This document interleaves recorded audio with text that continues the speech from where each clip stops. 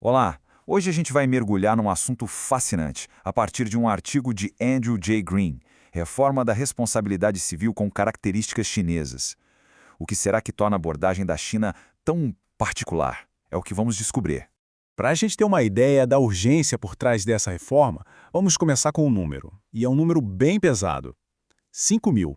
Essa é a quantidade de mineiros que morrem todo ano em acidentes na China. É um custo humano altíssimo que pedia por algum tipo de mudança.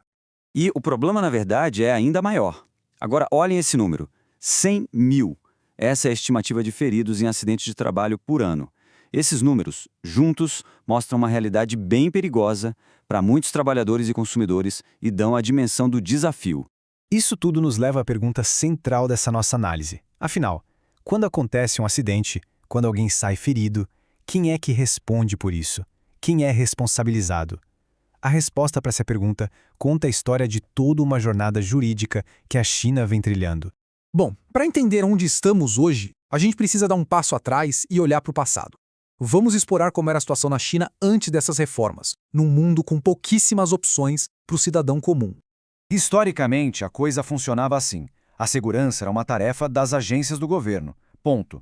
Com um sistema de responsabilidade civil quase inexistente, uma pessoa que se machucasse por causa de um produto com defeito ou numa situação perigosa tinha poucas ou nenhuma chance de conseguir uma compensação na justiça.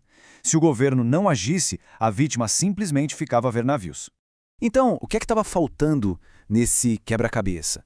Faltava um conceito jurídico fundamental que funciona como uma espécie de guarda-chuva protetor e que simplesmente não existia para a população. E esse conceito é o que se chama de responsabilidade civil, ou tort law em inglês. A palavra vem do latim para errado, e é basicamente o ramo do direito que permite que uma pessoa comum busque uma compensação de quem lhe causou um dano injusto. Em outras palavras, é o direito de ser reparado pelo mal que te fizeram. O artigo que a gente está analisando usa uma metáfora muito boa para descrever o impacto disso. Diz que os americanos vivem sob o guarda-chuva protetor da Lei de Responsabilidade Civil. Essa frase, olha, captura perfeitamente o que esse sistema legal oferece. E aqui a gente vê o contraste de forma bem clara. Com o sistema de responsabilidade civil, qualquer pessoa pode entrar na justiça e pedir indenização. Isso cria um incentivo econômico, né? As empresas são forçadas a fazer produtos mais seguros. Agora, sem esse sistema, a gente fica dependendo só do governo. E a fiscalização pode ser atrapalhada por interesses locais, por corrupção. O cenário é bem diferente. Mas claro, esse cenário começou a mudar. Vamos dar uma olhada em como a China começou a construir as primeiras ferramentas legais para tentar preencher essa lacuna. A evolução foi bem devagar no começo. Lá em 1986, os princípios gerais do direito civil criaram uma estrutura bem básica. 7 anos depois, em 93, veio a Lei de Qualidade do Produto. Mas reparem no salto. O período entre 2000 e 2004 foi uma aceleração absurda, uma verdadeira era das reformas. O ponto aqui é que essas primeiras leis foram um começo, mas não eram suficientes. Eram muito genéricas, sabe? Elas deram uma base, mas faltava detalhe. Muitas vezes, a ideia era mais incentivar uma mediação, um acordo, do que levar o caso para um tribunal. E a cobertura legal era cheia de buracos. Foram os primeiros passinhos, mas a solução completa ainda estava longe. Só que aí veio a grande virada. Uma nova onda de reformas chegou para mudar o jogo, acelerando e muito o desenvolvimento do direito de responsabilidade civil lá na China. Como a gente viu naquela linha do tempo entre 2000 e 2004, o governo chinês soltou uma enxurrada de novas leis, regulamentos e interpretações dos tribunais. E o foco era bem claro: danos pessoais. Essa foi a resposta para a necessidade crescente de um sistema mais forte. E aqui dá para ver o tamanho da reforma. Em 2000, revisaram a Lei de Qualidade do Produto, expandindo a responsabilidade.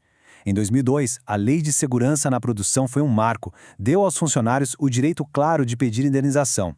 No ano seguinte, a Lei de Segurança no Trânsito, que trouxe a responsabilidade baseada na culpa e seguro obrigatório. E em 2002 também, a regulamentação sobre erro médico, que ampliou os direitos das vítimas. Foi uma mudança sistêmica, de verdade. Mas a mudança mais importante, talvez, tenha sido a de mentalidade. Essa nova onda mostrou que o sistema passou a ver as ações judiciais privadas com outros olhos. Em vez de enxergar os processos como um problema, eles começaram a ser vistos como um jeito de complementar a fiscalização do governo e, de quebra, promover mais segurança para todo mundo. Tá, mas por que essa mudança toda e tão rápido? Bem, essas reformas não surgiram do nada. elas estavam diretamente ligadas a um objetivo político e social muito maior dentro da China. O próprio título do artigo que estamos destrinchando hoje já entrega essa conexão. A reforma da responsabilidade civil com características chinesas é vista como uma ferramenta para construir uma sociedade harmoniosa. A lei não estava sendo criada num vácuo, ela tinha um propósito nacional claro. A lógica é bem direta, na verdade. Ao criar um sistema oficial para que as pessoas possam resolver suas queixas e receber compensação, as reformas buscam diminuir o atrito social. A ideia é que, dando um canal legal para resolver as disputas, se constrói uma ordem social mais estável e, no fim das contas, mais harmoniosa. E isso tudo nos leva à reviravolta mais surpreendente dessa história toda. É o ponto que redefine o que a gente pensa que reforma da responsabilidade civil significa. E aqui está a grande ironia. Quando se fala em reforma da responsabilidade civil nos Estados Unidos, geralmente a conversa é sobre restringir proteções, limitar processos, dar um passo atrás. Mas na China é o exato oposto. A mesma expressão significa criar e expandir proteções legais a partir de uma base que era praticamente zero. É por isso que a frase do autor, reforma da responsabilidade civil com características chinesas, é simplesmente perfeita. Ela captura essa contradição e o contexto único em que tudo isso está acontecendo. Não é uma reforma para limitar, é uma reforma para construir.